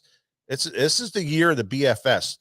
Rods, reels, lures, lots and lots of crankbaits and jerk baits and top waters and all kinds of small BFS releases are coming from all these companies. So it was really a big deal at every booth you walked into. Everybody talked about, oh, here's our BFS lineup. Here's our tiny, there's our small. This is it was just everybody you walked into. It was all about BFS. So pretty cool. But another big deal for me was the electronics, George. Yeah. I mean, trolling motor wars are still going on. Big time. They've moved to bigger trolling motors. Yeah. The saltwater guys have found out what spot lock's all about. Yeah. So now all your companies are making shafts up to 10 feet. Mm. And a lot of focus was on that. Of course, Minn Kota released the brushless Ultrex. And I got to tell you, calling that something different? What's the name of that thing? I don't know. I call it the brushless Ultrex. Yeah, when I went over there, I think it's still called the Ultrex. No, I think it's no. It's an Ultrex, but it's something else. Yeah, it is. Well, the cool thing about it is it's brushless. So that's really cool. We really couldn't talk about it much, but Mike and I got to fish one for 2 days earlier this year. Yeah. Staggering good. Yeah. Soup. I mean, can't even hear it. No, if you take your whole entire life of standing on a trolling motor pedal, which is about 45% of my life, I'm telling you right now, this thing is silent, powerful. It's called the Quest. The Ultrex Quest. Yeah. It's silent. It's powerful. Thanks, Jeff. Every little aspect has been addressed. The self-centering on the return, to the cradle. The foot pedal feel, good. The version we fished didn't have the updated software. It was literally one of the prototype models that they had put on their factory boat. Yeah. And we had 2 days to put it through the paces, and we did so for 12 hours a day. Yeah. Really efficient on battery. Mm-hmm. Super efficient on battery. Can't tell you enough about that. Yeah. And they souped up the mount too. The mount is like you get very little movement in the mount. Right. Real quiet mount. Not that the previous Ultrex mount is actually a good mount, but this new mount is rock solid. Well, with all that extra power, I mean, that's a lot of extra I can't power. wait to. Yeah, I can't wait to strap one on my Skeeter. I can't wait to put one on my jet boat. George and I took a couple of runs with that thing, man, on high maximum, and we were fishing an aluminum 20-foot aluminum boat with a 200 or something, 250 on the back, 175 Yamaha, 175. So it was loaded up with George and I and all beautiful boat, tackle, and called an Avid. It was big boat. We hit the freaking throttle on that thing and started heading across with the trolling motor. I'll tell you what, it was waking, man. The thing had so much power that, like, when we made moves on the lakes we were on, we didn't even use the big motor. We literally never started the big motor in 2 days other than to load the boat. And we would just jet around like, hey, man, let's run across the lake and fish that point. Yeah. It'd be great. It would give you just enough time to re-rig your rod. Yeah. I mean, the thing is awesome. Yeah. So that impressed me. Yep. I really like the power pole move. I mean, That impressive. That was impressive. That was honestly, it was right up there with the Minn Kota. The once you talk to them about all the negative press that they had, and we had a chance to talk to them about it. I mean, that's a titanium lifetime guarantee shaft. Who does that? Nobody does that. Well, they did. Lifetime guarantee. They have an extreme amount of power in their motor. Brushless motor, extremely powerful motor. They have the only thing I didn't like about it, honestly, George, was the foot pedal. I didn't get up and drive it. It was very herky jerky. It was definitely more herky jerky than what. Well, now keep in mind what we're used to. Keep in mind you can fully adjust that pedal feel on that motor. Yeah, so maybe from the app. Maybe they had it. Maybe they had it a little goofy. That was the only bit of negative information. That's not where I thought you were going to go with that. What? My question when you were standing up there would have been, are you okay, or do you like that the two buttons are separate to the side? Your anchor lock, and I think there's another button. Oh, that didn't bother me. That doesn't bother you? No, because I use power pole buttons. Because how many times are you on your Ultrex and you hit the spot lock, and then you're up there futzing around, and then you hit the neutral button, and then you hit not only that, but you just brush into the foot pedal and it shuts it off. You know what I mean? Or you hit that, just hitting that button. Well, first of all, it's not a big deal to me. I liked it off to the side. You could put them wherever anywhere you want. You can put them wherever you want. They're Bluetooth. You can put the buttons anywhere you want. So I wasn't really crazy about that. I wasn't really like saying anything bad about that. It was just the pedal just didn't feel as smooth as what I was used to. Well, you can adjust it. Maybe, yeah. No, you can. And like I said, that was the only thing. But what the other cool things was that their power poles are integrated into it.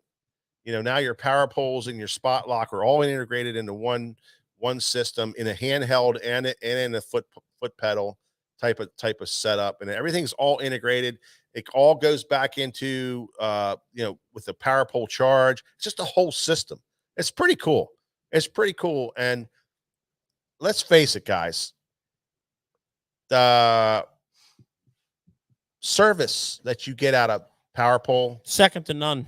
There is nobody in this industry that does what they do. Second to none. I am sorry. Minn Kota, a Motor Guide. Minn Kota's pretty good. Well, I don't care. Minn Kota, power Motor pole. Guide, whoever you are out there, take some notes from these people. There is nobody better than power pole out there. That's a little bit strong of a statement because Minn Kota does a hell of a job. The problem is if you have a major motor problem, what are you going to do with your motor? The guy told me that a lot of it's solid state. Right, but what if it's not that plug problem? And play? What if that's not the problem? They figure out what it is. They give you the piece. But what if that's not the problem? Just snap it right in. It's there next day air. But what if that's not the problem? He said there isn't any other problems. Oh, he said the problems are the problems that we foresee anything happening to. It's plug and play. We'll send you the piece, and anybody can change it out. Well, let's get into the what I like to call the real world. Yeah, that's what he said. Like the real world, like where we live. That's what he said. For example, Mike Poole, who works here. Yeah. The magnet in the head of his trolling motor is cracked in half. Yeah. So he needs an entirely new lower unit. Okay. Which is not plug and play. Right. So if you have a power pole trolling motor and you live in our area code, where do you take it to get it fixed? I don't know. Because you sure as shit ain't going to send it back to power pole. I don't know, but I don't see that thing freaking breaking. Well, that's again, that's not a real world. He didn't see his breaking either. Another thing we're going to have to do some research on though with all three, whether it's Lowrance or Motor Guide or whatever. Do they have a quick takeoff like the Ultrex did? Ultrex has got it done there. I don't know if the new one What does. do you mean take off? One Like, screw. Oh, One screw. one screw. I don't know. I don't know about any of that stuff, but their bracket Although, depending on how their your bracket boat's is rigged, it ain't badass. too quick. It is. and their saltwater bracket is really badass. I like that one step thing to launch it and to put it back on. Pretty cool. Well, guys, let's postpone any. No. We got to finish this, George. We got to finish this. Best of show. All right. Gotcha. Yeah. I'm running this here freaking gig, and that's what Usually, we're gonna do. you usually do, man. Yeah. So here's the deal. Usually your way or the highway. And tonight should be no different, right, Nick? What do you want to do? You tell me what you want to do. No, I got another 20, 30 minutes here, and it's Well, maybe we'll cut your segment short. okay. You know, we're doing Icast right now. And what we're doing right now is we're going to pick the best of show for each one of us. Oh, I thought we did. No, we didn't. You picked the best company. You picked a company. Oh, well, what about my 3.5-inch scented jerk shed that I picked as best of show? I didn't hear you say anything about that. I'm going to go with the 3.5-inch scented jerk shed. Okay. George got a 3.5 cent jerk shed. Nick, what was your best of show? Oh, well, I went along with George and I went Z-Man with the ZWG hook because it alleviates a problem that we've had. And Yeah. I think it's very smart. But 1.2 right behind it for me, but this is just something specifically for me, was the Yamamoto Fat Senko. Just because I can see me catching a lot of fish with that thing. Freaking Fat Senko was a home run. Absolutely. That was a home run. No doubt about that. That's right. That's a home run. Well, mine, of course, everybody knows is the Eagle Claw retractable, foldable net. I just thought that was the one, for $40. It's a net that I'm telling anybody would be paying right now $80 for. Telling you right now. Well, and you had a good point too, because how many times was that net held and people were putting it up, putting it apart? It doesn't matter. They could do that a million times. That thing is, Yeah, I couldn't believe how it was made. it was For it was $40. pretty impressive. I just can't believe it. So there you have it. That's our that's what we have for the Icast. Like I said, like I said at the beginning, we could go on forever with this stuff, but that was like our takeaways.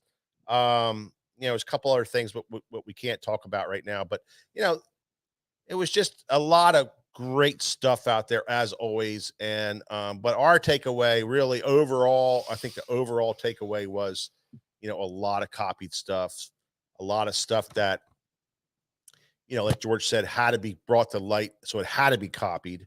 But there was a lot of that stuff going on. BFS. And another big takeaway for us is the BFS. That's going to be a huge push for next year. So you're going to see a lot of discussion, a lot of talk, because next week our show is going to be on BFS, because that's how big it is and that's how great this is going to be for everybody. And then finally, I think the tackle is catching up to it. I think we finally have the tackle to talk about it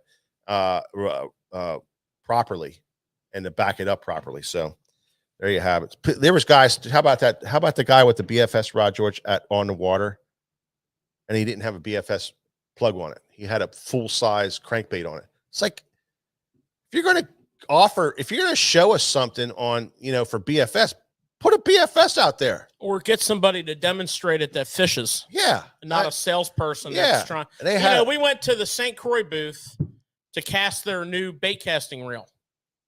Yeah, which we've already fished with, and they handed me the reel, and I fired off a cast and blew the reel up. Yeah, and I said, "Do you know how to set up your reel? Yeah, let me pick this backlash out of here, and let me show you how to do it. Yeah. How to set up your reel." Yeah. So I went through the whole thing. Now this is how you set up your reel. Yeah.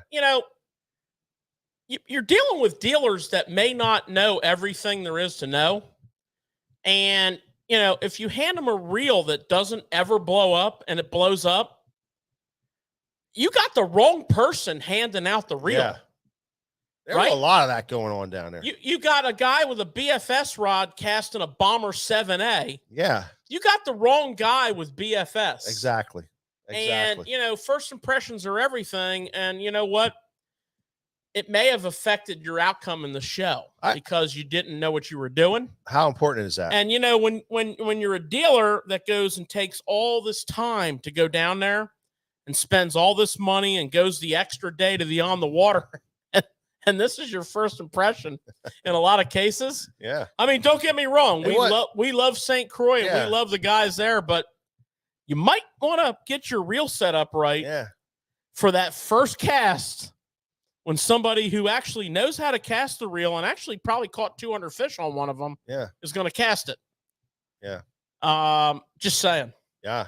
But it was, the funny thing was they had any booth you could walk in, they had the wrong people talking about the wrong products. They had salespeople that don't fish. They really do. And it's embarrassing. It's really embarrassing. It's epidemic in that show. George and I, a lot of times we just, turn and go over to somebody and talk business, because that's what you're going to get out of them. And I get it. You can't have skilled, experienced anglers on every person every minute of the day. Right. But I'll tell you what. Yeah. I would have my reel set up right. I would too. All right. Especially like on debut day. Yeah. And that's not a good. Well, there you have it. Good luck. We survived Icast. There was, some things like what happens in Icast stays at Icast. We can't talk about. But other than that, we had a great time, great food, great company, met up with the great guys, and rubbed the elbows with the right guys. And we are going to bring you guys awesome talent and awesome specials and great stuff for our first quarter show season next year, starting with Bass Fest. Everybody loves it. They're going to back us 100%. So Bass Fest, Smallmouth Saturday, and our spring March sale, Cabin Fever sale. They love it. We're going to have great talent. They're going to back us 100%. We went down there to make sure that was going to happen. That is going to definitely happen. So our first quarter shows are going to be awesome again. So that's what we're doing. All right, let's move on. We're going to go to Too Many Googans. Right, Gary Lee. We are going to move on to some tournament talk, and we're going to get into that right now.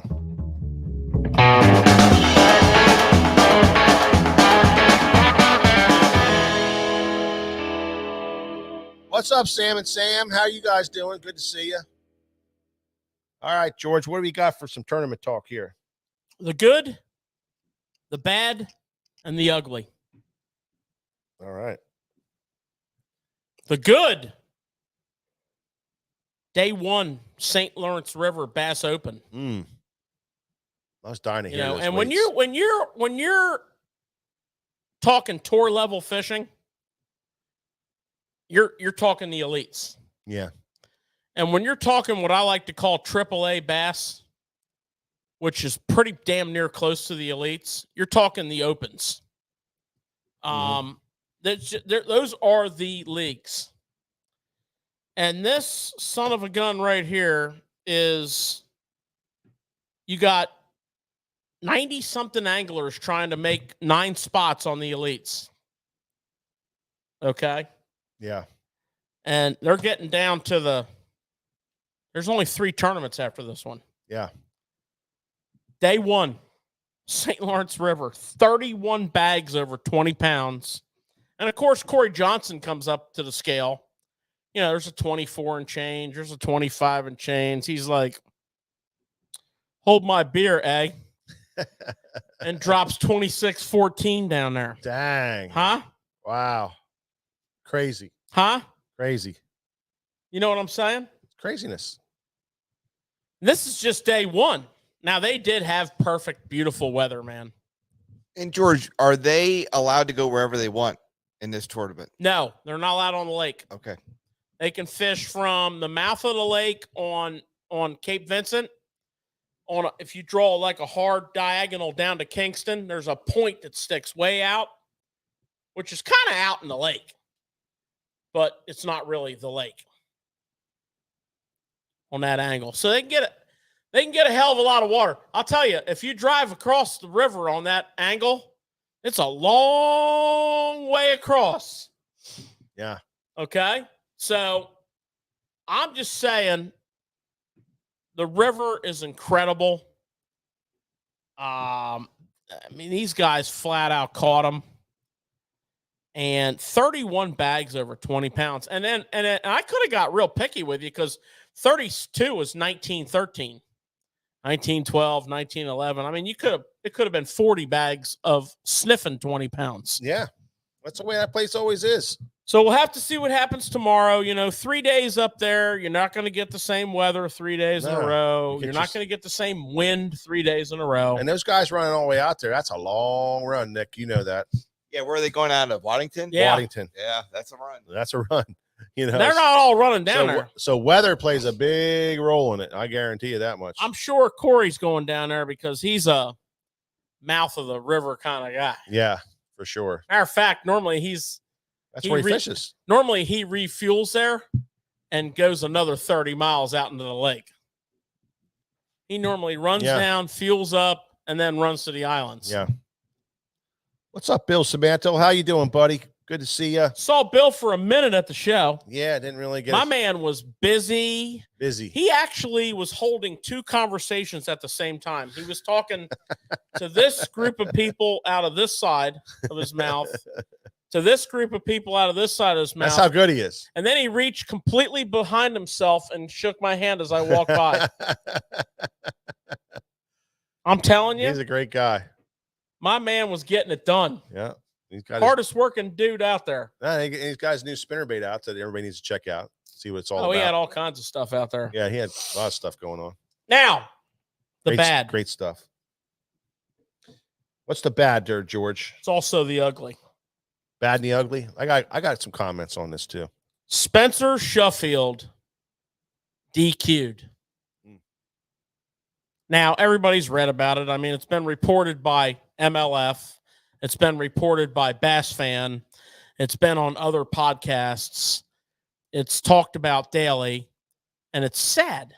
Okay? And I'm going to tell you something. Long overdue. The rule is when you're sight fishing a bass, he has to be hooked inside the mouth.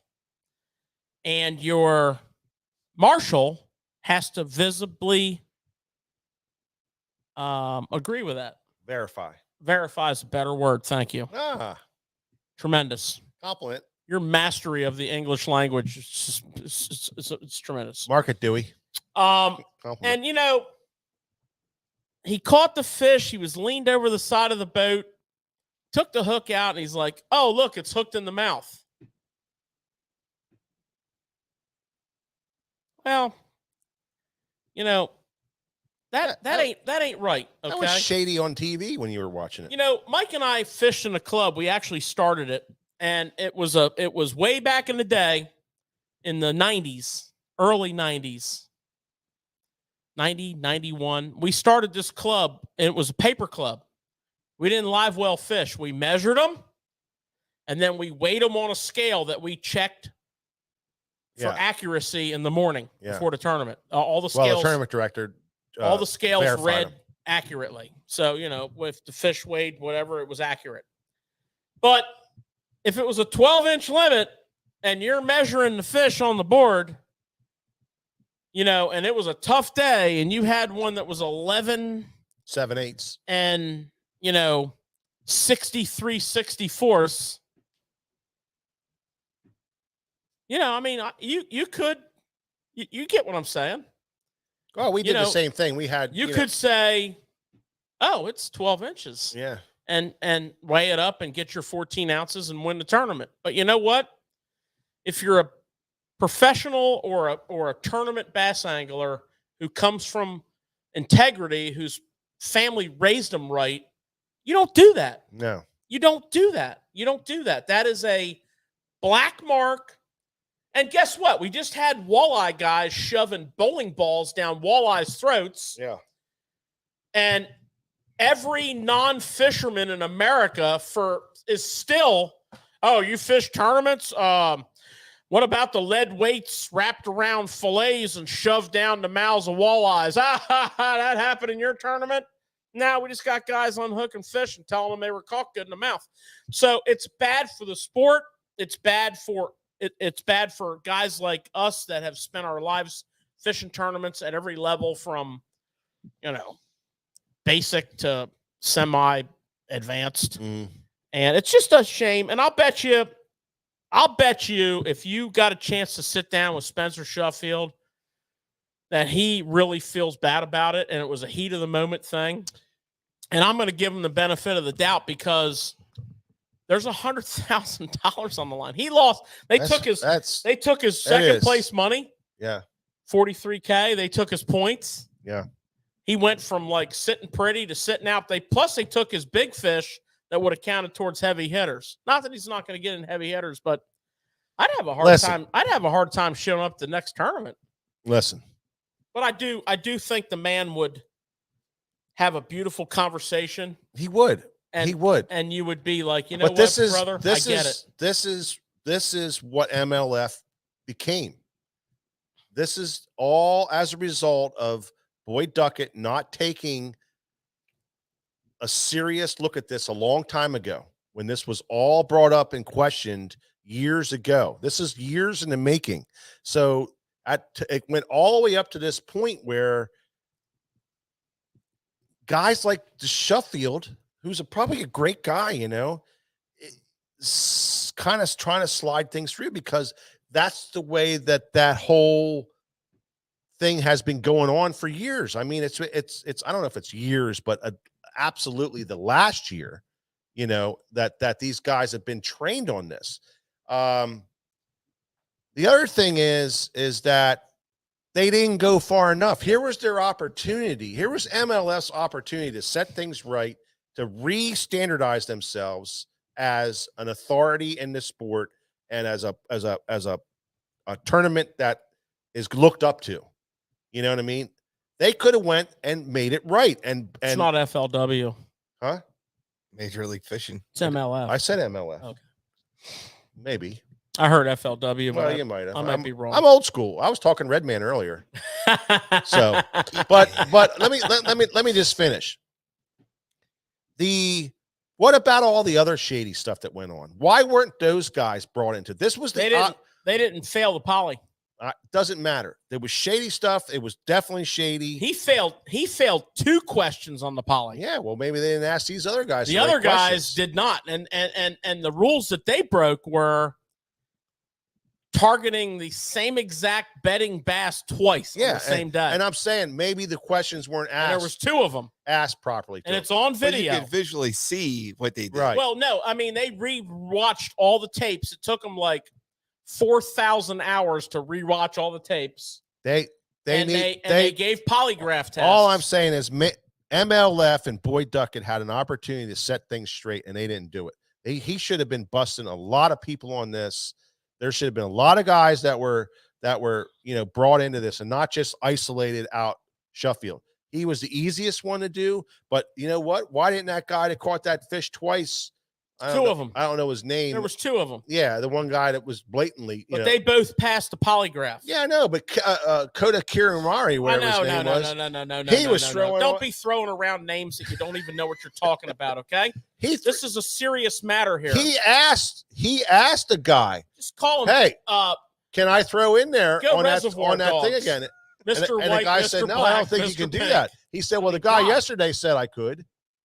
Mike, they could have straightened this stuff out. And the first thing you said, though, I'm disappointed because I'm one of the guys when Major League Fishing first came out. We're talking the 18-foot boats. You get 15 minutes to drive around, and guess what? You got to go fishing. I was all for it. Yeah. This was pure. Oh, I loved it. Fishing, and this is something we can all relate to. Yeah. The problem is they sold us a bill of goods when they left Bassmasters and said, guys, we're going to build this up so everybody has an opportunity. The problem is all the bad things that I've seen over the last 3 years in fishing, a lot of it stems from the guys that are pushing the limits in that particular league. And that's what they're doing. That's what they're doing. Shame. I seen it at the St. Lawrence. Yeah. And if you went up to the St. Lawrence guys this year, you can say whatever you want, but everybody's doing what Jacob Wheeler was doing. Is that a good thing or a bad thing? Leave it up to discussion. But if you look at the things that they started pushing the limits with, Yeah. in my particular mind, because I come from an older school Yeah. train of thought, and I like to preserve this fishing world that we got, I don't think it's good. No. And that's my opinion. No, it absolutely not. I mean, if you're floggering a fish and you catch that fish more than once, just because it's in 20 foot of water doesn't mean it's not the same fish. It's no different than that guy casting that fish and catching that fish twice off of the same bed. Well, they do have a specific rule in place that has now been rewritten again. Yeah. You cannot catch. Oh, the rule's rewritten now, but prior to this, when this happened, you could not fish for the same bedding fish twice in the same day. You could go back and catch them again tomorrow, or actually 2 days. That was your next time on the water. But the rumor is, and again, you can't catch that fish twice in one day, but there's nothing stopping you from letting him catch that same fish. No. Well, there is now. They rewrote the rules. But you know what? It's too little and it's too late because, we have The black eye is there. And we all know, and like I said, I'm going to tell you, this guy is a great guy. He is a great guy. And I'm going to tell you that we could have him on this show and he would explain himself in a way that we would feel encouraged by what he said. But, he's not it's the problem. like NASCAR, man. He's not. It's like they say in NASCAR back in the day. Rubbin's If racing. you're not cheating, you're not trying. Yeah. And you can call it pushing the envelope. Yeah. It's a lot of money on the line. It's just a lot of I'll money tell you, on the Nick, line. I play poker with a group on a weekly basis, and there's 8 to 9 regulars. Been playing for many, many years. And a couple years ago, one of the guys told me that one of the other guys there, who's a hell of a nice guy, I love him to death, was palming chips. And he saw him take a 5 from him and a 5 from him. And I'm like, there's no way. There's no way. I mean, nobody would do that. We're all friends. So I watched like I was on a deer stand. And one night when he was comfortable, I saw him. He was sitting in the middle of the table and I saw him push the chips to the guy that won. And the only reason I caught him is he palmed 3. Really good mechanic. He caught 3. He's a magician. And I looked here and I saw a chip and I said, okay, I got you. And I'm sitting right next to him. So I wait. He puts them on top of his stack and I wait, because the thing would be like, I took here, you dumbass. No, they dealt the cards. And I said, whoa, Nelly. those chips are not your chips. They're his chips. And that's bullshit. And that's kind of what we have here. He palmed some poker chips from his friends. And his friends did what my friends did at that table. We allowed our friend to stay on because he's a friend. He is being allowed to stay on because he is a friend. And in professional sports of this magnitude, if this was a PGA golf tournament where they're all friends and an infraction of this magnitude was made, that man would never play PGA golf again. If this was I got an example for you. This is a Pete Rose situation. He bet on his team. He broke the code. He broke the rules. He is banned for life from being in the Hall of Fame. But Major League Baseball took that stance harsh and right away. Whereas in the fishing world, I can't really blame Sheffield because there's probably guys that this should have happened to last year, the year before. Guaranteed. And unfortunately, I'm going to leave it at this. How many people are leaving Major League Fishing to try to get back into Bassmasters? How many people are trying to leave Bassmasters to get back into Major League Fishing? Right. I think that tells you a lot right there. It does. Absolutely. Well, we just wanted to bring that to light only because it's been brought to light on numerous occasions. And the Tackle Shop Loud guys are tournament guys. Yeah. We love it. We live it. Yep. We breathe it. We eat it. We talk tournament talk every week, even when there's no tournaments. And George, we don't back down from controversy either. No, I mean, I'm not going to sit here and talk about, how awesome the Cayuga tournament was, because you know what? At the end of the day, the Cayuga tournament freaking sucks. Yeah. I spent 5 freaking days watching this thing only to find out that one guy's taking hooks out of their mouths and 2 other guys are catching bedding fish over and over again. And guess what?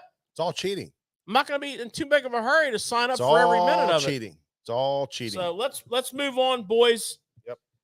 We felt obligated to bring this up. Very good. So There you have it. I got. What do you got? Bombs. I've got bombs. Bombs. Hand grenades. Hand grenades. First, I got something cool. I want to shout out Damian Cook. Damian Cook. Damian Cook lives in Maryland and Dorchester County, and he last month caught a 21-pound, 36-inch snakehead, which was just recently certified. Good God, that's a big fish. That's a big one. It was 21 pounds? 21-pound, 36-inch. So if a 10-pounder is a dragon, what the hell do you call this thing? Ooh. Yeah. You don't have anything for that? What would that be? The Kraken. The Kraken. Now you're getting somewhere. Yeah. The Kraken. But congrats to Damian Cook. That's in the Maryland invasive species category. Okay. Did this actually give him a record? Yeah. Really? It was just like. Wait, are you honestly saying that there's a category for invasive species? In Maryland? Really? They have different categories for records. Ah. He's in the invasive species category. Wow. Wow. Now, from the Bass Blaster. Okay. Mm-hmm. We have Buc-ee's. Buc-ee's is like a big travel plaza. Did you see a Buc-ee's when you were coming back from Florida? That's the big travel plaza out in the west. No, this one's in Sevierville, Tennessee. I think that's where they start Midwest and go out. I did not see Well, one. Sevierville, Tennessee is Buc-ee's, not Midwest. Buc-ee's okay? is the greatest truck stop you'll ever stop at your entire life. I did see signs for a Buc-ee's. I do remember it says open 24/7. Yes. Well, they all need, are. You need to stop. Loves. Maybe they go all over the place, but Well, anyways, they're pretty cool. you can fuel up 120 cars at once at a Buc-ee's. Get your motor running. Hey, that's what Sheets needed. They needed a 120 car. Yeah, when they did the special gas price. I'll guarantee you Buc-ee's wasn't giving no gas away, son. Yeah. You ain't got no 120 pumps I would by go. giving it away. I tell you, Caitlin, I would go on a road trip for a Buc-ee's. Supposedly like unbelievable. Anyway. That's just stupid. All right. You got anything else, Nick? Nope. Great show. I enjoyed Icast. Appreciate you guys. You worked hard. The lives down there were great. You worked hard, bud, and all that stuff is for everybody is going to be put up over the next week or so. Oh yeah, We're absolutely. just going to ease it out. Yep. We're going to keep it fresh. You can go back in and watch our lives that we had during the show. We just went live. Nick and I, Nick actually, he's like, I think we should just do these lives because then we can really get into what we really want to do, and it doesn't have to be a short little thing. And we could talk about things we wanted to talk about. So that was cool. So you guys pay attention, or not pay attention, but keep your eyes out for the releases of our videos, the way that we do them. And they're going to be popping out. We do them as fast as we can, and Nick and Caitlin are working together, and they'll be out over the next week or two. We don't want to flood them all out there because you miss them. No, and the reason why you're going to want to look at these videos is because we tried to come at it from a different angle with the pros and the baits. It's not just, hey, here's a new product by this company. Right. You need it. There was thought behind it. How would they use it? What Yeah. There's more information behind it that's going to help you Yeah. decide whether it's for you or not. Exactly. And that's the important thing, the types of questions that we asked, and we went after that route. So we had a good time. George had a good time. You know, we love hanging out with our buds, all of our buds out there, people and meeting people and rubbing elbows and just seeing everybody that's anybody in the fishing world is there. Literally. All the TV show people that you watch, Bill Dance and Hank Parker and Jimmy Houston and all the guys from all the saltwater shows that you see on TV. Anybody that's in fishing, all the writers that you read in the Bassmaster magazine and some of all these magazines, these names pop up. All of those people are there, and you are in amongst them, and it's really cool to hang out with them, say hi to them. George has a million friends that he gets to see from his career in bass fishing, and it's pretty cool. Pretty cool. Yeah. Right on. All right. Till next time, we'll see you on the next Tackle Shop Live. Thanks for stopping.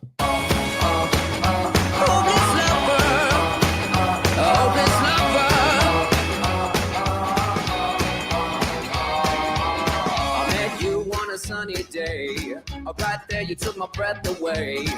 Young and pretty, was it just a dream? The next day you called me up, you told me I'm your little buttercup. You came over and you fell into my arms. Well, I know what I feel. Please tell me your love is real. You make me smile when I think of you. If I am down or when I am blue, I can't get enough. You make me happy, I feel so fine. Oh, how I wish that you were mine. I can't get enough. Hopeless lover. I woke up all soaked in sweat, with chills running down my neck. I'm going crazy from just the thought of you. A long blonde hair and your beautiful smile. Your sense of humor makes it all worthwhile. Don't make me wait, it's not a